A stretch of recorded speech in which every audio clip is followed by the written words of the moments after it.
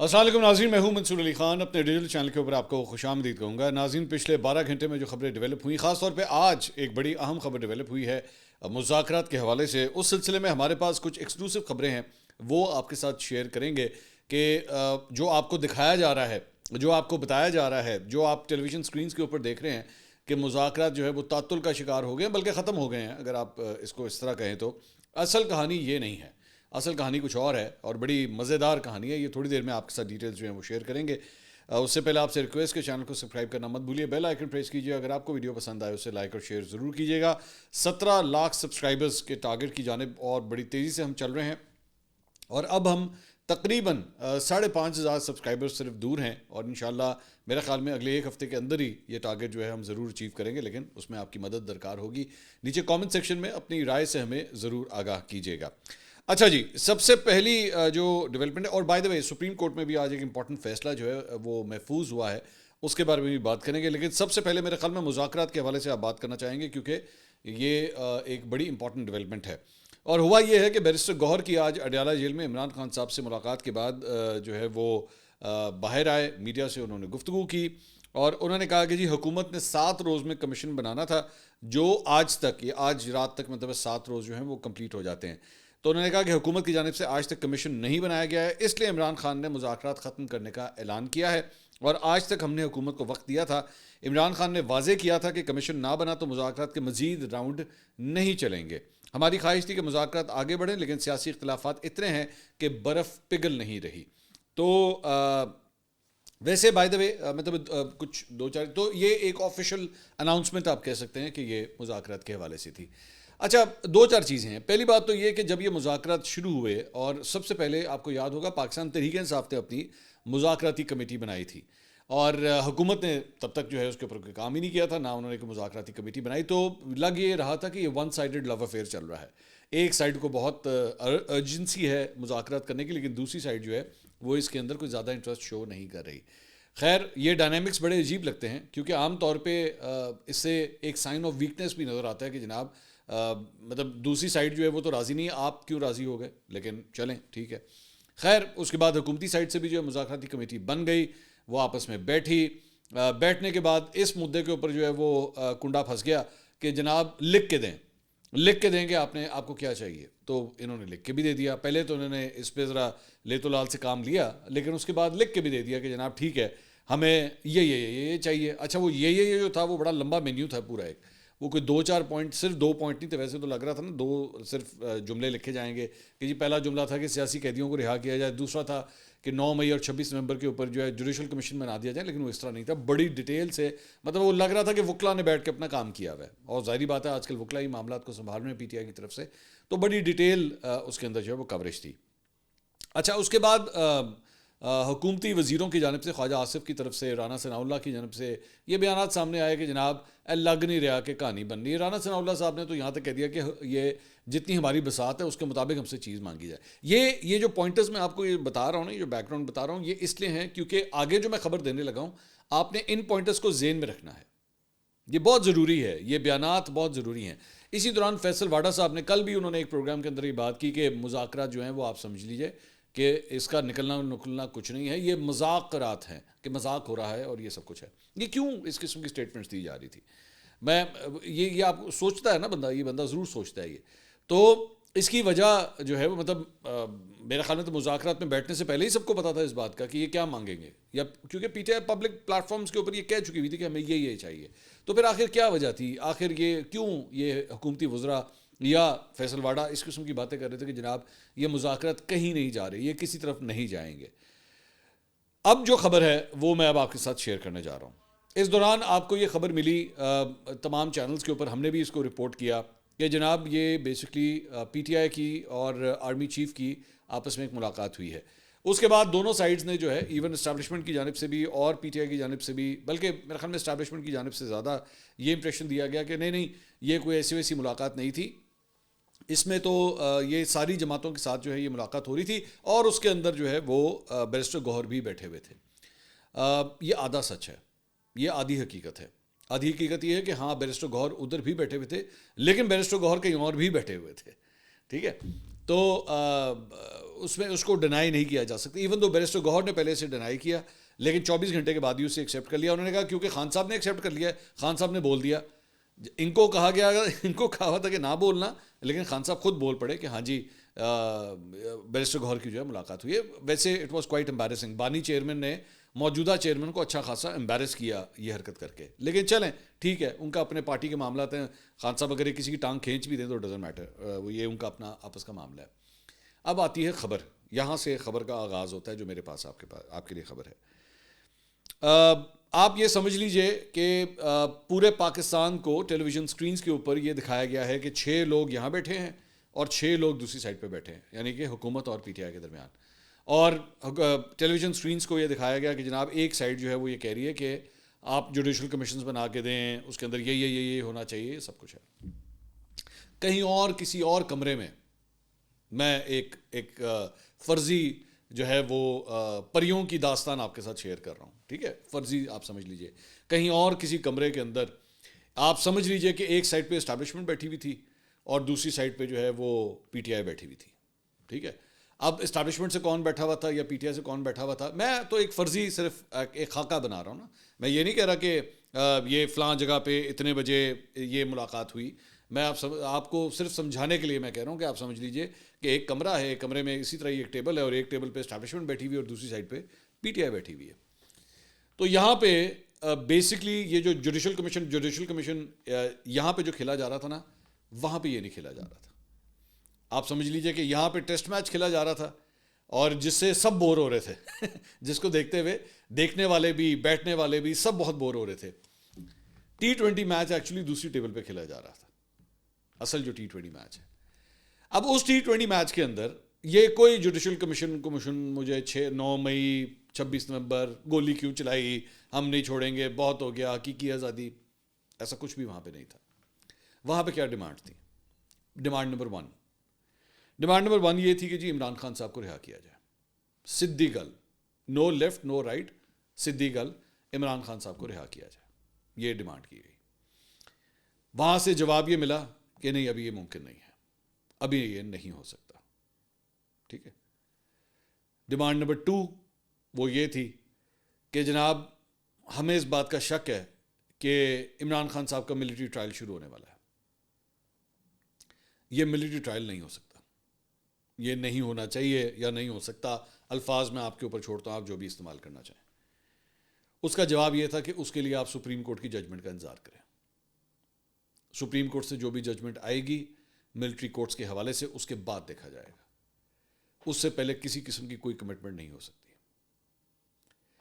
اب یہ اصل 2 نقطے یہی ہیں. میں دوبارہ آپ کو بتا رہا ہوں کہ وہ جو دوسری جگہ جو 2 نقطے تھے نا, آپ اگر اٹھا کے دیکھ لیجیے, آپ کو یاد ہوگا, میں نے آج سے چند ہفتے پہلے, مجھے یاد نہیں آ رہی ڈیٹ, میں نے آپ کے ساتھ یہ خبر شیئر کی تھی کہ 4 ایسی چیزیں ہیں, اور جس میں سے اصل نقطہ یہ ہے, یہ جو جوڈیشل کمیشن کر رہے ہیں, یہ کنیکٹڈ ہے پہلی چیز کے ساتھ کہ جی ہمیں خان صاحب کی رہائی چاہیے. میں نے آپ کو سب سے پہلے یہ بات کہی تھی. تو کہانی ابھی بھی وہی ہے, اسی طرح ہی ہے.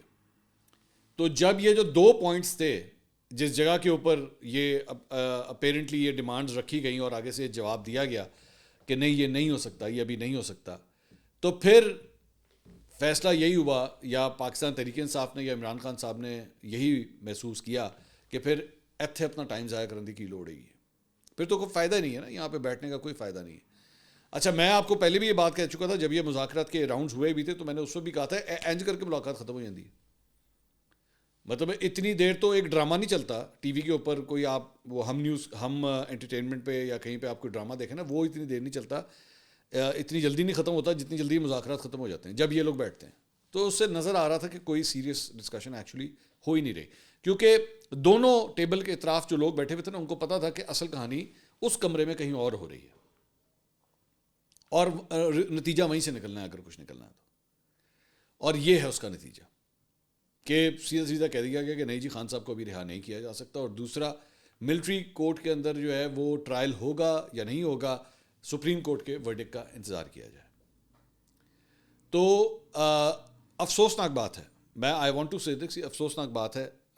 ظاہری بات ہے, ایک آپ کو جمہوری سیٹ اپ کے اندر سارے یہ مذاکرات نظر آ رہے تھے, اور ایک انڈر دا ٹیبل مذاکرات جسے آپ کہہ سکتے ہیں, یا پوشیدہ مذاکرات کہیں پہ بھی جہاں ہو رہے تھے, وہاں پہ بھی کامیابی نہیں ہوئی. دونوں سائڈس کی کامیابی. میں جب کامیابی کی بات کرتا ہوں میں کوئی پی ٹی آئی کی کامیابی یا ناکامی کی بات نہیں کرتا. میرے لیے امپورٹنٹ بات یہ ہے کہ جو پولرائزیشن اس وقت ملک کے اندر ہوئی ہے وہ کم از کم ریزالو ہونی چاہیے تھی, وہ نہیں ہو سکی. اب اس کو آپ باقی چیزوں کے ساتھ بھی کنیکٹ کریں, بشرا بی بی کا اریسٹ ہونا, عمران خان صاحب کو 14 سال کی قید ہو جانا, یہ سارا کچھ اسی سیکوینس میں ہے. اب لیٹسٹ بات یہ ہے کہ پاکستان تحریک انصاف دو چیزوں کی طرف دیکھ رہی ہے, سمپل از دیٹ. ایک کورٹ کے اندر اپیلوں کے حوالے سے کیا ورڈکٹ آتا ہے, اور دوسرا امریکہ بہادر کی طرف کہ ڈونلڈ ٹرمپ جو ہے نا وہ کچھ نہ کچھ کر دے. اچھا, اس سلسلے میں یہ بھی خبر ہے کہ اس وقت امریکہ کے اندر محسن نقوی صاحب, جن کے بارے میں بہت سی یہ باتیں ہوئی کہ جناب انہوں نے تو اناگوریشن جو ہوئی تھی ڈونلڈ ٹرمپ کی اس میں شرکت کی ہی نہیں انہوں نے, اور وہ تو جو مین ہال تھا وہاں تک پہنچ بھی نہیں سکے, جبکہ جے شنکر جو وزیر خارجہ ہیں بھارت کے وہ فرنٹ رو کے اندر بیٹھے ہوئے تھے, تو پاکستانی ریپرزنٹیشن وہاں پہ نہیں ہو سکی. اور یہ کہا جا رہا ہے کہ بھارت کے حوالے سے جو ہے وہ ڈونلڈ ٹرمپ جو ہے وہ کافی انکلائنڈ نظر آ رہا ہے اس طرف. اس کی وجہ چائنا بھی ہے, اس کی وجہ افغانستان بھی ہے, بہت سی ریزنز ہیں, میں ابھی اس ڈیٹیل میں نہیں جا رہا. لیکن محسن نقوی صاحب اس وقت جو امریکہ کے اندر موجود ہیں وہ وہاں پہ بہت سی ملاقاتیں کر رہے ہیں. کچھ ملاقاتیں کامیاب ہو رہی ہیں, کچھ میں ناکامی کا سامنا کرنا پڑ رہا ہے. بلکہ ایک صاحب ہیں, میں اس وقت ان کا نام بھول رہا ہوں, ان سے ان کے بارے میں خبر آئی کہ ان سے محسن نقوی صاحب نے ملاقات کی, بڑی ڈیٹیل سے ملاقات کر کے جب باہر آئے تو تھوڑی دیر کے بعد اسی شخص نے جو ہے فری عمران خان کی ٹویٹ کر دی. سو وہ کامیابی نہیں مل سکی, لیکن کچھ جگہوں کے اوپر جو ہے وہ کامیابی مل بھی رہی ہے. سو وی ڈونٹ نو. سو اس لیے پاکستان تحریک انصاف کا تمام تر فوکس جو ہے وہ اس وقت اب امریکہ کی طرف ہے. یہاں سے معاملات جو ہیں ریزالو نہیں ہوئے. اب اس ساری چیز کا ایک اور بھی نتیجہ نکلتا ہے, یہ جو میں آپ کو رزلٹ بتا رہا ہوں, یہ جو دوسری جگہ پہ جہاں پہ یہ بات چیت ہو رہی تھی اس کا نتیجہ یہ بھی نکلتا ہے کہ اس وقت حکومت کم از کم امریکہ کے حوالے سے کسی قسم کا کوئی پریشر فی الحال محسوس تو نہیں کر رہی. اسٹیبلشمنٹ, حکومت نہیں, اسٹیبلشمنٹ. کیونکہ اگر وہ کر رہی ہوتی تو وہ ابھی تک پی ٹی آئی کو انگیج رکھتی, لیکن ان کو اسٹریٹ فارورڈ کہہ دیا گیا نہیں جی ایسا تو کچھ ہو ہی نہیں سکتا. سو اس لیے اس کا امپریشن کم از کم یہ آ رہا ہے. اب ظاہری بات ہے we don't know, facts change ہوتے ہیں آنے والے ہفتوں میں, آنے والے مہینوں میں بہت سی چیزیں چینج ہوتی ہیں. اگر تو وہ چینج ہو گئی تو ہو سکتا ہے یہی اسٹیبلشمنٹ دوبارہ اسی پی ٹی آئی کے ساتھ جو ہے وہ اپنی گفتگو کا آغاز کر دے. اچھا, ویسے گفتگو کے چینلز بند بھی نہیں ہوتے, یہ بھی ذہن میں رکھیے گا. یہ نہیں ہوتا کہ بالکل ہی ڈسکنیکٹ ہو جاتا ہے. آج ٹھیک ہے ہماری بات نہیں بنی, مہینے کے بعد پھر مل لیں گے, پھر کوشش کریں گے نئے فیکٹس کے ساتھ, نئی امنگوں کے ساتھ, نئی امیدوں کے ساتھ, نئی دعاؤں کے ساتھ کہ ہاں جی یہ مذاکرات کسی طرح کامیاب ہو جائے. تو یہ ہے مذاکرات کے حوالے سے ڈیٹیل. اچھا جی, اس کے علاوہ ایک اور جو ایک واقعہ پیش آیا تھا کل, اختیار ولی صاحب کا اور نعیم پنچوتا صاحب, نون لیگ اور پی ٹی آئی کے جو مختلف رہنما ہیں, بول نیوز کے ایک پروگرام کے اندر جو ان کا ہوا ایشو, اس میں ایک اور فردر ڈیولپمنٹ میں ایکچولی کل رات کو آپ کو بتانا بھول گیا تھا, میرے خیال میں مجھ سے مس ہو گیا. وہ ہوا یہ تھا کہ اس کے بعد نعیم پنچوتا صاحب 8 بجے آسمہ شیرازی صاحبہ کے شو کے اندر موجود تھے, اور 9 بجے میرے شو کی ریکارڈنگ ہوتی ہے. تو میرے شو میں اختیار ولی صاحب کو بلایا گیا تھا اور 8 بجے آسمہ شیرازی صاحبہ کا شو تھا. اب یہ دونوں شوز آگے پیچھے, میں تو لاہور سے کرتا ہوں, لیکن اختیار ولی صاحب اسلام آباد میں ہی ہمارے آفس کے اندر تشریف لائے تھے پروگرام میں شرکت کرنے کے لیے. نعیم پنچوتا صاحب پہلے سے ہی ہم نیوز کے دفتر میں موجود تھے, وہ باہر نکلے ہیں, اختیار ولی صاحب اندر آئے ہیں. اختیار ولی صاحب نے 9 بجے سے لے کے 9:45 بجے تک میرے ساتھ شو کی ریکارڈنگ کی ہے, اور بعد میں یہ پتہ لگا کہ نعیم پنچوتا صاحب اور ان کے ساتھ کچھ وکیل ہم نیوز کے دفتر کے باہر کھڑے ان کا ویٹ کر رہے تھے اختیار ولی صاحب کا. اور سوشل میڈیا کے اوپر یہ باتیں چلنا شروع ہو گئی کہ جناب اختیار ولی صاحب جو ہے وہ نکل گئے, بھاگ گئے, اور دم دبا کے بھاگ گئے. مطلب اس طرح کے الفاظ جو ہیں وہ استعمال کیے گئے. حقیقت کیا ہے وہ میں حقیقت آپ کے ساتھ شیئر کر دیتا ہوں. حقیقت یہ ہے کہ ہمیں اس بات کا, یعنی کہ ہم نیوز کی انتظامیہ کا یا میرے پروگرام کی جو ٹیم وہاں پہ موجود ہے, انہیں اس بات کا پتہ لگ گیا تھا کہ نعیم پنچوتا صاحب باہر کھڑے ہوئے ہیں, یا ان کے وہ جو وکلا ہیں وہ باہر کھڑے ہوئے ہیں اور اختیار ولی صاحب کا انتظار کر رہے ہیں. ہم نے اختیار ولی صاحب کو ایک دوسرے رستے سے باہر نکال دیا, اور اس کی وجہ اور کچھ نہیں تھی. اس کی وجہ یہ تھی کہ ہم کوئی کنفرنٹیشن نہیں چاہتے تھے. ہم نہیں چاہتے تھے کہ وہاں پہ کوئی لڑائی جھگڑا ہو, کوئی خون خرابہ ہو, کوئی بدمزگی ہو. We don't want that. اور ہماری ہمیشہ یہی کوشش رہی ہے. میں نے آپ کو پہلے بھی یہ بات کی تھی, میرے اپنے پروگرام کے اندر جو ہے کوثر کاظمی اور اظہر صدیق صاحب کے درمیان جو لڑائی ہوئی اس کی ساری فوٹیج ہمارے پاس موجود تھی. اس پہ بہت کھیلا جا سکتا تھا, ہم بھی سوشل میڈیا کے اوپر اس کو ڈال سکتے تھے, سب کچھ کر سکتے تھے, لیکن ہم نے نہیں کیا, کیونکہ مین مقصد لڑانا نہیں ہے، مین مقصد خون خرابہ نہیں ہے، مین مقصد ان چیزوں کے ذریعے ریٹنگز لینا نہیں ہے۔ ہاں بحث مباحثہ کسی کا ہو جائے تو اس کا میں تو کچھ نہیں کر سکتا، میں کسی کے منہ کے اوپر ہاتھ تو رکھ نہیں سکتا، لیکن کم از کم this is what we can do کہ ہم لوگ ایک فزیکل آلٹریشن جو ہے اس کو رکوا سکتے ہیں، and this is what we did last night also.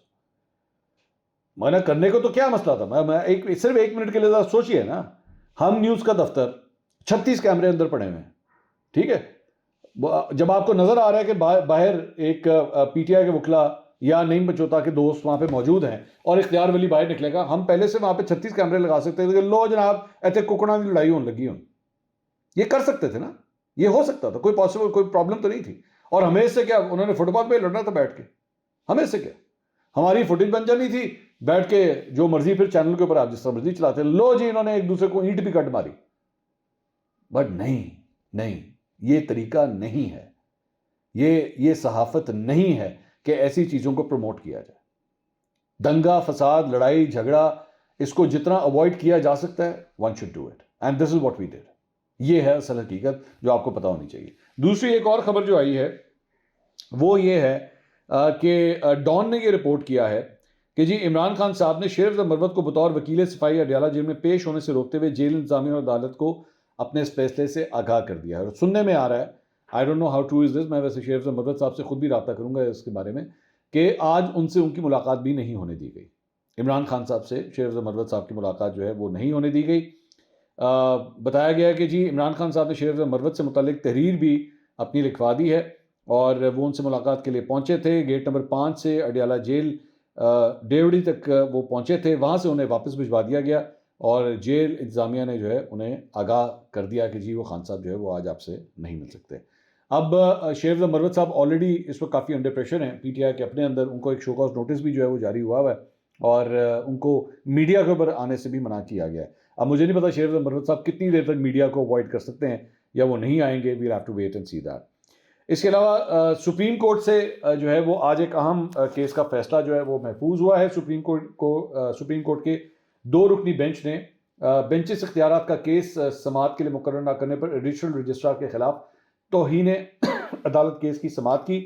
اس میں جسٹس منصور علی شاہ نے کہا کہ ہمارے سامنے بنیادی سوال یہ ہے کہ جوڈیشل آرڈر کی موجودگی میں ججز کمیٹی کیس واپس لے سکتی تھی، کیا جوڈیشل آرڈر کو انتظامی آرڈر سے تبدیل نہیں کیا جا سکتا؟ اس پہ عدالتی معاون وکیل حامد خان نے کہا کہ انتظامی آرڈر سے عدالتی حکم نامہ تبدیل نہیں ہو سکتا۔ جسٹس منصور علی شاہ نے کہا کہ ہمارے سامنے کیس ججز کمیٹی کے واپس لینے سے متعلق ہے۔ چیف جسٹس پاکستان اور جسٹس امین الدین ججز کمیٹی کا حصہ ہیں۔ باطی نظر میں 2 رکنی ججز کمیٹی نے جوڈیشل آرڈر کو نظر انداز کیا۔ اگر ججز کمیٹی جوڈیشل آرڈر کو نظر انداز کریں تو معاملہ فل کورٹ میں جا سکتا ہے، اس سوال کے اوپر معاونت کریں۔ جسٹس منصور علی شاہ نے سوال کیا کہ کیا کسی ملک میں بینچز عدلیہ کے بجائے ایگزیکٹو بناتا ہے؟ کوئی ایک مثال ہو؟ اس پہ حامد خان نے کہا کہ بینچز عدلیہ کے بجائے ایگزیکٹو بنائے، ایسا کہیں نہیں ہوتا۔ جسٹس منصور علی شاہ نے ریمارکس دیے کہ آرٹیکل 191 کے تحت آئینی بینچ جوڈیشل کمیشن بنائے گا۔ جسٹس عقیل نے کہا کہ 191 کو سامنے رکھے تو کیا یہ اوور لیپنگ نہیں ہے؟ حامد خان صاحب نے کہا کہ پارلیمنٹ قانون سازی سے سپریم کورٹ کے علاوہ ہر عدالت کے دائرہ اختیار کا فیصلہ کر سکتی ہے، مگر پارلیمنٹ سپریم کورٹ کے اختیارات کو کمزور نہیں کر سکتی۔ حامد خان نے کہا کہ پریکٹس اینڈ پروسیجر کمیٹی کے پاس آئینی بینچ کے کیسز مقرر کرنے کا اختیار ہے۔ جسٹس منصور علی شاہ نے سوال کیا کہ اگر کمیٹی جوڈیشل آرڈر فالو نہیں کرتی تو پھر کیا ہوگا؟